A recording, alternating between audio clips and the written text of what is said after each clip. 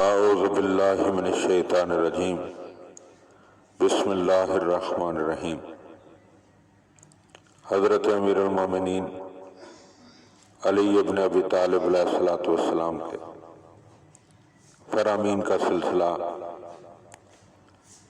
اور اس سلسلے کا 73واں فرمان آپ صاحبان کی خدمت میں ہدیہ ہے۔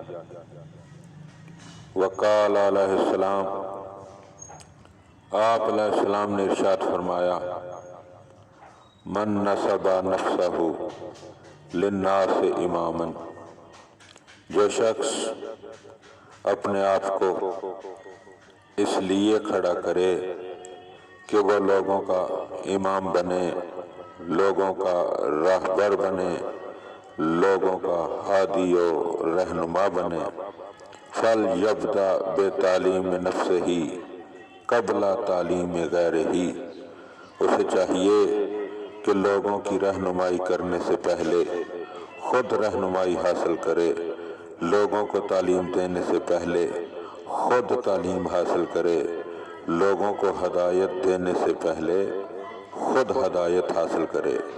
یعنی ہر اچھائی کا آغاز اپنی ذات سے کرے، نہ کہ دوسروں سے اچھائی چاہے۔ وَلْيَكُنْ تَأْدِيبُهُ بِسِیرَتِهِ قبل تأدیب بِلِسَانِهِ، اسے چاہیے کہ وہ لوگوں کو ادب سکھانے سے پہلے اپنی سیرت کے ذریعے ادب سکھائے، بجائے اس کے کہ اپنی زبان کے ذریعے ادب سکھائے۔ وَمُعَلِّمُ نَفْسِهِ وَمُؤَدِّبُ أَحَقُّ بِإِجْلَالِ مِن مُعَلِّمِ النَّاسِ مُؤَدِّبِهِمْ، اور مولا فرماتے ہیں کہ جو اپنے نفس کو تعلیم و تادیب کر لے وہ دوسروں کی تعلیم و تادیب کرنے والے سے زیادہ احترام کا مستحق ہے۔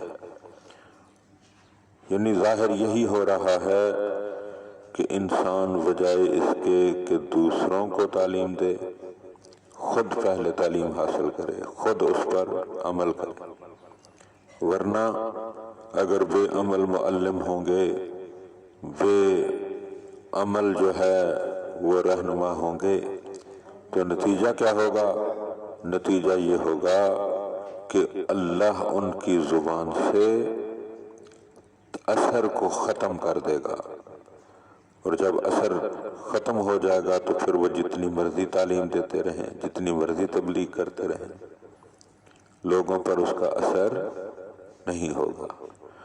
اور اگر معلم جو ہے وہ خود عمل کرنے والا ہو تو اس کا نتیجہ کیا ہوگا؟ کیونکہ وہ خود عامل ہے، لہذا اللہ اس کی زبان میں اثر عطا کر دیتا ہے، اور نتیجتاً جو بھی اس کی بات سنتا ہے اس کو قبول کرتا ہے اور پھر عمل بھی کرتا ہے۔ تو ہم کہہ سکتے ہیں کہ ہمارے معاشرے کے بگاڑ کی سب سے بڑی وجہ یہ ہے کہ اکثر تعلیم دینے والے خود اس تعلیم پر عمل نہیں کرتے، نتیجتاً ان کی دی ہوئی تعلیم کا کوئی اثر ظاہر نہیں ہوتا۔ خدا بند عالم کی بارگاہ میں دعا ہے کہ خدا بند عالم ہمیں خود تعلیم حاصل کر کے عمل کرنے اور بعد میں دوسروں تک اس کو پہنچانے کی توفیق عطا فرمائے۔